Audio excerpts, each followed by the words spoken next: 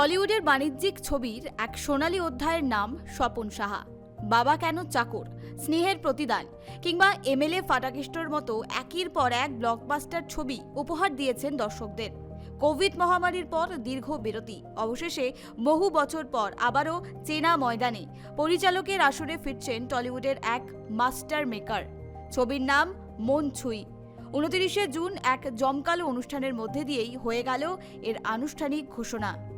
অনেক কম বয়স থেকে কাজ করতে তো ফিরবেন, কোনোদিন কিছু চেষ্টা করতে হয় না, যা পাওয়ার পেয়েছে এই জন্য ভাগ্য বিশ্বাস এই জন্য কাজের প্রতি পেলাম কি পেলাম না। আরেকটা প্রশ্ন আছে, 2017-তে যেটা আপনি চিরঞ্জিত হিসেবে অভিনয় করে যে ছবিটা বানিয়েছিলেন, সেই ছবিটা সেই ছবিটা রিলিজ হয়নি, ছবিটা কমপ্লিট হয়নি। ছবিটা হয়েছে, ছবিটার প্রডিউসার ছিল মানুষের নাম ঈশ্বর, ছবিটার নাম ছিল নাম আমিও ভুলে গেছি। যাই হোক, এখন ওই ছবিটাও প্রডিউসার হয়ে গেছে, প্রেসিডেন্ট হয়ে গেছে। তারপর আর সাহস করি না। একটা কাজ, বিশেষ করে ফিল্মে কোনো কাজে বাধা হয়ে গেলে তারপর আর এটা নিয়ে এগোতে ইচ্ছা হয় না। অনেকে সবার বেলা না, আমারও তো মেয়ে আছে, ছেলে আছে, দেখি তো আজকে আমাদের চিন্তা ভাবনার সাথে তো ওদের চিন্তা ভাবনা মেলে না, এটা স্বীকারও করে নিতে হয়। যুগের সাথে ডিজিটাল যুগ, তার জন্য করেছে। এবং শোনা আগামী দিনে আমি আশীর্বাদও করি বিশাল জায়গায় পৌঁছে, এই বিশাল জায়গায় পৌঁছক, এবং সেই গুণটুকু ওকে ভগবান, মানে ইন্ডাস্ট্রির সাথে জড়িত নেই তো, সিনেমা দেখেন, বসে আছি, সিনেমাও দেখি।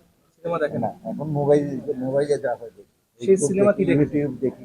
সেই সিনেমা নাম বলা খুব মুশকিল, এত আগের মতো মেমোরি নেই, মেমোরিটা তো কমেছে বয়সের সাথে সাথে। তবে ইন্ডাস্ট্রি সম্পর্কে কিছু কিছু খবর পাই, আছে যেহেতু যোগাযোগটা আছে, ইন্ডাস্ট্রি আরো ভালো হোক, এটাই সবার চেষ্টা করা উচিত। তো আমরা তো আমি তো ওই যেরকম হয়ে গেছি না, জ্যেষ্ঠ পুত্র ডিউটি করে যাচ্ছি, ওখানে আমার দুই ছেলের ছবিটা দারুণ পিক আপ করে নিয়েছে অভিমান। তারপর তোমরা জানো অনেকদিন পরে রিলিজ করেছে, 2-3 দিন আগে। আমি 10ই জুলাই করে স্বপনদার সঙ্গে বসছি, শেষ ছবি আমি জানি না, স্বপনদার শেষ শেষ কথাটা তো আমরা কেউই বলতে পারবো না কখনো, কিন্তু হ্যাঁ মানে একটা ছবি ধামাকা করতে হবে, এটা করতে হবে, কারণ স্বপনদার জন্য একটা সারপ্রাইজ আছে, শুরু হোক। মানে স্বপনদাকে যে আমরা কতটা ভালোবাসি আর মিস করি একটু প্রমাণ পাবে। স্বপন স্যার না বলে স্বপন ভাই। কিছু কিছু লোককে না দাদারা যুগে যুগে বলা যায়, যুগে যুগে সময় যাই হোক, you have to remain contemporary, right? তো আমার মনে হয় স্বপনদার ইমোশনস, এবং কিছু ইমোশনস জীবনে মরে না। তোমরা জানো যে গর্বের সাথে বলছি যে আমি সেই ছবিতে ছিলাম, প্যান্ডামিকের সময় থেকে এখন অবধি সব থেকে হাইয়েস্ট টিআরপি দেয় স্নেহের প্রতিদান। মানে ওরা যখন ড্রপ করে কোনো চ্যানেল, আমাকে বলেছে তারা, তখন আমরা স্নেহের প্রতিদিন চালিয়ে দিই, আবার টিআরপি উঠে যায়। তো এই ইকুয়েশনসটা না অলওয়েজ ওয়ার্ক করে। আর আমার মনে হয় বাঙালিদের কাছে যে ইমোশনটা বোঝা দরকার, সেটা ম্যাজিক্যাল ছিল স্বপনদা, নাহলে এত মানুষ এত ছবি করতে পারতেন না। এবং একটা সময় আমাদের ছিল, আমি একটা সময় বলতে বাধ্য হয়েছিলাম যে আমাদের এখানে দুটো সরকারের বড় প্রতিষ্ঠা ছিল, একটা টেকনিশিয়ান স্টুডিও, এবং আমি অনেক দিন আগের কথা বলছি, একটা রূপায়ণ। তো আমি একটা সময় যখন স্টুডিওর অন্যদের হাতে তুলে দেওয়ার কথা চলছিল, আমি দায়িত্ব নিয়ে মাননীয় মুখ্যমন্ত্রীকে বলেছিলাম, জানেন তো একটা মানুষ তার অফিসটা ভাঙবেন না, গত 15 বছর ধরে ওইখানকার যত স্টাফ তাদের মানে যারা টেক কেয়ার করেন স্টুডিওটা বা রূপায়ণটা, একটা লোক চালিয়ে গেছে, তার নাম সব। প্লিজ তারা অফিসটা ভাঙবেন না, কারণ এই মানুষগুলোর অবদানটা ওপর থেকে বোঝা যায় না। তো স্বপন দায় এরকমই, মানে একটা ইনস্টিটিউট, আমি বললাম ইন এ ওয়ে ইনস্টিটিউট। আর এখনো স্বপনদাকে সিনিয়র বলি, আমি তো সবার সাথে কথা বলি, অসম্ভব রেসপেক্টও করে, ভালোবাসে। কারণ স্বপনদার কোনো পার্থক্য, ওই প্যান্ট, ওই একটা শর্ট কুর্তা, ওরকম একদম ওই যে ওই নিজের ওয়েতে নিজে ছবি করতেন, সুপার ডুপার হিট। পরের দিন দেখলেও বোঝা যেত না যে এই ছবিটা এরকম একটা হিট করে গেছে। পরের দিন বলতো, তাহলে ওইটা কবে শুরু করতেছি, মনে বলেন, কথা বলে হিট করে। কোনো রিয়াকশন নেই, এইগুলো শেখার আছে। মানে নট এ সিঙ্গেল আওয়ার, একটা ঘন্টাও লোকটা একটা হিট ছবি করে আমি দেখিনি স্বপনদাকে কখনো যে এইটা নিয়ে কথা বলতে, যে এই ছবিটা সুপারহিট হয়েছে। পরেরটা তাহলে কি করুন বলুন, কখন করবো? একটা ছবি যখন রিলিজ করতো কলকাতাতেই মিনার বিজলি ছবি কর, 3টে করে শো, গ্রামেগঞ্জে 1টা শো, 4টে শো, 7টা শো। এই ছবিগুলো 25, 30, 40 সপ্তাহ চলতো, মানে 3টে করে শো এক একটা হলে। এখন তো পুরো প্যাটার্নটা পাল্টে গেছে। সেই প্যাটার্নের সাথে আমাদের আবার দায়িত্ব সেটাকে অ্যাডাপ্ট করা। মানে আমরা কি করতাম তা ইম্পর্টেন্ট। আমি মনে করি এখন কি হয়, আমি কি সেইটার সঙ্গে থাকতে পারি, সেটা তো স্বপনদা আরো পারবেন, কারণ স্বপনদা এত ফ্লেক্সিবল আর এত বুদ্ধিদীপ্ত মানুষ। আমি বলবো মানে অনেককে আমি বলতে শুনেছি, ওনার যারা বেস্টেস্ট অফ দ্য টেকনিশিয়ানস, লোকটার মাথায় একটা কিছু আছে। ওনার এডিট সেটটা নিয়ে না, একটা ছবিকে উনি পুরোটা দেখতে পারেন যে ওটা কি এডিট করবে, মানে এটা। মন ছুঁই এই ঘোষণা অনুষ্ঠানে চাঁদের হাট টলিউডের 2 মহাতারকা প্রসেনজিৎ চট্টোপাধ্যায় এবং যিশু সেনগুপ্তের উপস্থিতি। এছাড়া হাজির ছিলেন অভিনেতা সৌরভ দাস সহ ইন্ডাস্ট্রির এক ঝাঁক তারকা। ছবির মুখ্য চরিত্রে জুটি বেঁধেছেন দর্শনা বণিক এবং রোহন ভট্টাচার্য। এছাড়াও ছবিতে গুরুত্বপূর্ণ চরিত্রে দেখা যাবে রাজেশ শর্মা, অনামিকা সাহা, লাবণী সরকার এবং বিশ্বনাথ বসুর মতো অভিনেতাদের। কথা হচ্ছে যখন আমার কাছে ফোন এসেছিল এই ছবিটির জন্য, আমি জিজ্ঞেস করেছিলাম যে এটা কি লেজেন্ডারি স্বপন স্যারের ডিরেক্টরের কথা বলা হচ্ছে। তখন যখন আমাকে বলা হয়, অ্যাসিওর করা হয় যে হ্যাঁ ওনার কথাই বলা হয়েছে, মানে প্রথমেই আমার মনে হয়েছিল ওয়াও ইয়েস, এরকম একটা হয়েছিল মনে। এবং তারপর যখন আমি ওনাদের সাথে দেখা করতে চাই এবং যখন শুনতে পারি যে এই ছবিতে আশা ভোসলে ম্যামের গাওয়া গান আছে, গোবিন্দ গার্গ স্যারের গাওয়া গান আছে, মানে আমি আরো মানে একটা সত্যি কথা বলছি, আশা ভোসলে ম্যাম কয়েক মাস আগে মারা যান যখন, তখন আমার একটা জিনিস মনে হচ্ছিল যে সেই স্বপ্নটা কখনো পূরণ হবে না, যে আমার ওনার গাওয়া একটি গানে লিখ দেওয়ার ইচ্ছে ছিল, স্বপ্ন ছিল যেরকম হয় যে কোনো অভিনেত্রী। আমি ভাবলাম এটা তো কোনোদিন আর পূরণ হবে না, কিন্তু এটা যে এই ছবির মাধ্যমে এইভাবে পূরণ হয়ে যেতে পারে, মানে এটা আমি ভাবতেই পারি, মানে এটা আমার একটা ম্যানিফেস্টেশন ফুলফিল হয়েছে বলতে পারো।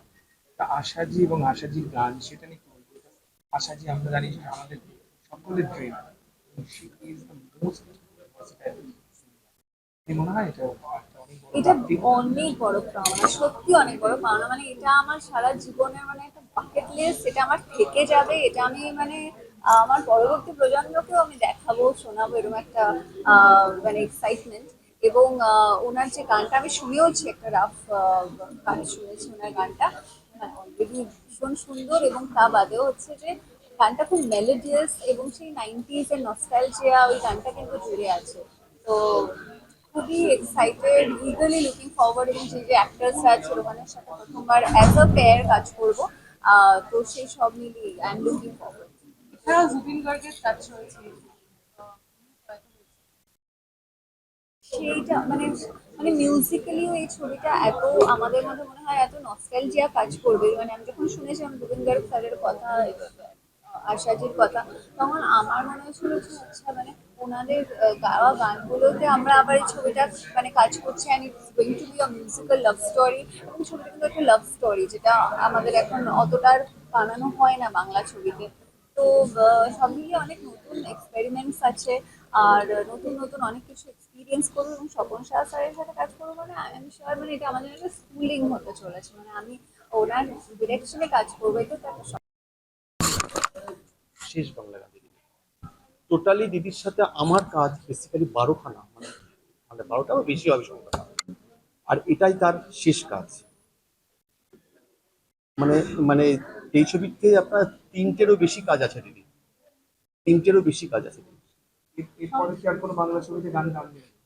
না না, মানে তখনই কন্ডিশন অত্যন্ত খারাপ ছিল দিদি।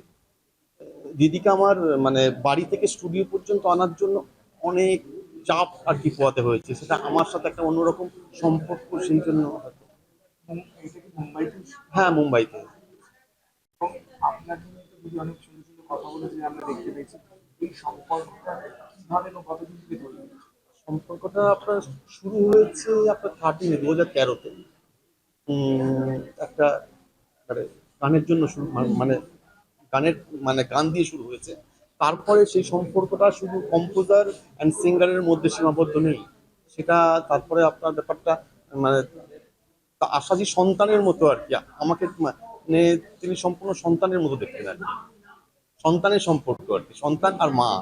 যদি আমার কোনো প্রবলেম হতো, দিদির ওখান থেকে কল আসতো, আমার যদি জ্বর হতো দিদির ওখান থেকে ফল মিষ্টি টাকা আসতো, প্লাস দুর্গাপুজোয় দিদির জন্য কাপড়, মানে যেটা আর কি, মানে সম্পর্ক আর কি। তারপরে দিদির বাড়িতে যখন যেতাম, দিদি নিজে হাতে মানে চা করে বানাতেন আমার জন্য। তো অনেকে মানে আপনার এটাই ভালোবাসা, এটাই ভালোবাসা আর কি। পারিবারিক মানে এর কোনো দাম হয় না, কোনো মূল্য হয় না। Thank you. তবে এই ছবির অন্যতম বড় চমক লুকিয়ে রয়েছে প্লেব্যাকে। অসীম কুমার নাগ এবং নন্দিতা নাগ প্রযোজিত ছবির শুটিং শুরু হতে চলেছে জুলাই মাস থেকে। এখন দেখার, বহু বছর পর স্বপন সাহার এই চেনা ম্যাজিক দর্শকদের মনে কতটা জায়গা করতে পারে। কলকাতা থেকে অনুষ্কা জোয়ারদারের রিপোর্ট, কেটিভি বাংলা।